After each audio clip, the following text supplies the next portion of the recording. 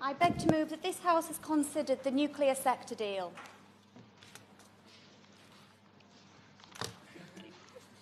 Thank you, Mr. Owen, for your chairmanship this morning. I believe this is the first time that I've served under your chairmanship, and it's a pleasure to do so, especially because I know that you have spoken often and enthusiastically about the nuclear sector and Wilbur's Hitachi Horizon investment, which I also look forward to.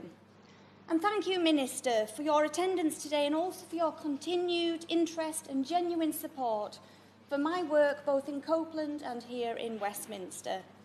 And I would like to thank everyone here, all members, for contributing towards this debate.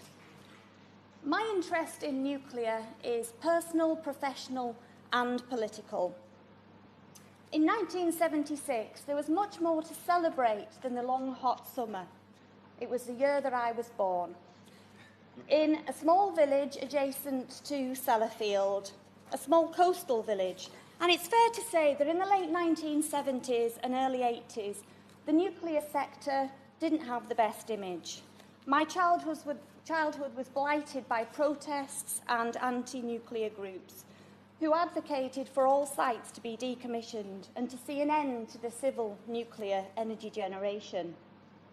But growing up, listening to my father's explanations of the industry he worked in as a commissioning engineer, where I later followed, and understanding my husband's precision skills honed over 39 years as a nuclear welder, and those of my brother, who works as a nuclear cyber consultant, I know firsthand how the area I proudly call home is quite rightly celebrated across the globe for nuclear excellence. On Wednesday, the 17th of October 1956, Queen Elizabeth II officially opened Calder Hall, the world's first nuclear-powered electricity station in my Copeland constituency, in what is now known as the Sellafield site. Britain's civil nuclear sector was born. 62 years on, the industry has suffered decline, which at an all-time low in 2003 could have seen it off completely. But this government seems to have come to its senses and recognises the value economically, environmentally and socially of the nuclear industry. I have an incredible sense of pride and optimism for the sector and for Copeland in particular as the centre of nuclear excellence. Of the 87,000 nuclear workers in the UK, 40%, some 27,000, live in Cumbria, each worker adding an average 96,600 GVA to the economy, as estimated by the Nuclear Industry Association and Oxford Economics.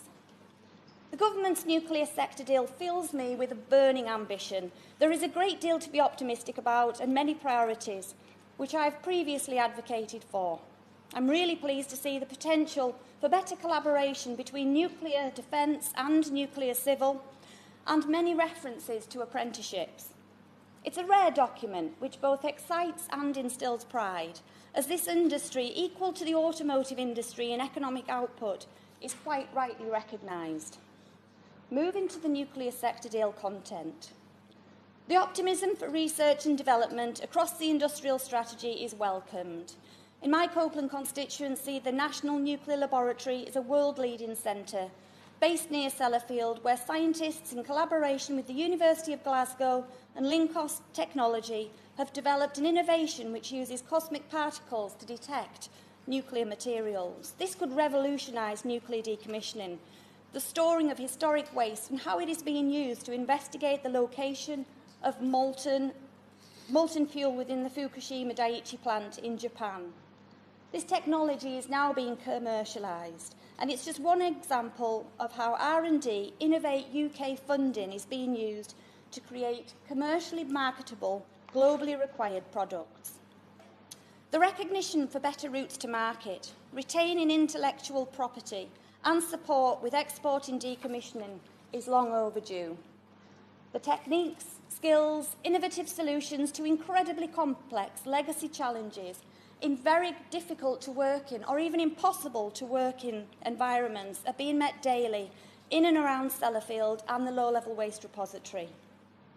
Being the world's first to design, commission and operate and then being the world's first to decommission brings unprecedented opportunities for UK PLC. I want to ensure that the capability in this niche area is understood by government. Technology like the self-climbing platform that Nuview was involved with, creating to remove each piece of concrete and steel from a 61-metre stack. The reverse engineering required to cut open the world's oldest nuclear waste store, in which Babcock and Bechtel have collaborated alongside Sellafield, is another innovation. Sellafield has become a visitor attraction in its own right, with scientists and engineers from across the world coming to see how nuclear excellence, safety and a local workforce have come together to deal with the most complex challenges. We're missing a huge opportunity if easier routes to commercialisation, an entrepreneurial spirit and much better support for SMEs is not realised. The new framework to support the development and deployment of small modular reactors is brilliant. The concept of modular building with a pipeline and the potential to commercialise this technology offers substantial benefits, both nationally and internationally. I would give way. Thank you. I congratulate the Honourable Lady for bringing this debate to Westminster Hall. Would you agree with me that SMR reactors are not just a more concise way of giving nuclear power, but also an easy way to build in areas that's quite inaccessible in areas of the UK, such like in my constituency where we're looking for a third SMR reactor?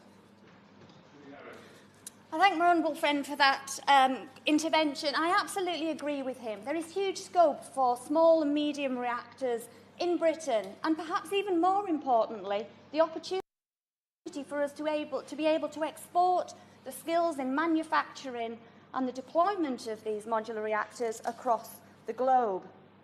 But it will not keep the lights on alone.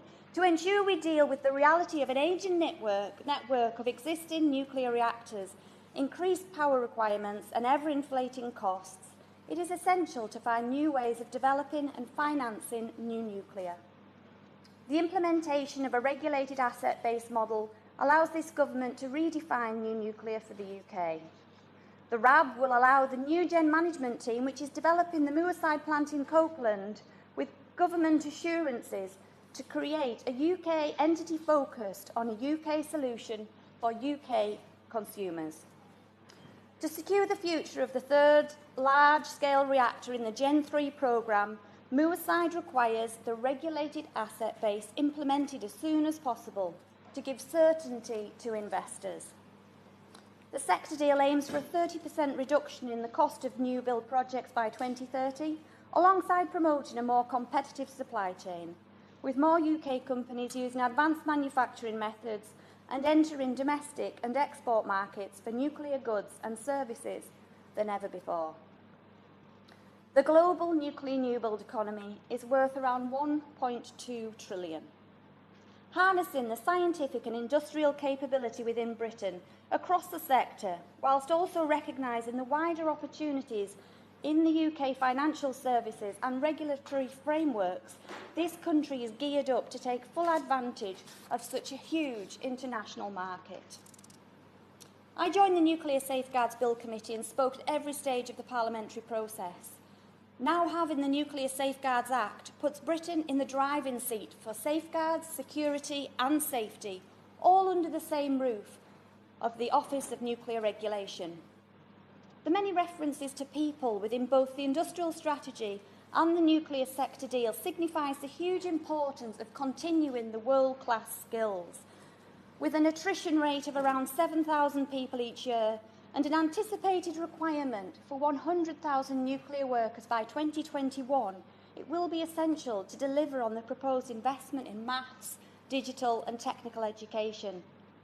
The aim to attract a workforce with 40% females by 2030 is ambitious, especially considering the long way that there is to go. Today, women represent between 16 and 22% of the workforce in the nuclear industry across the country.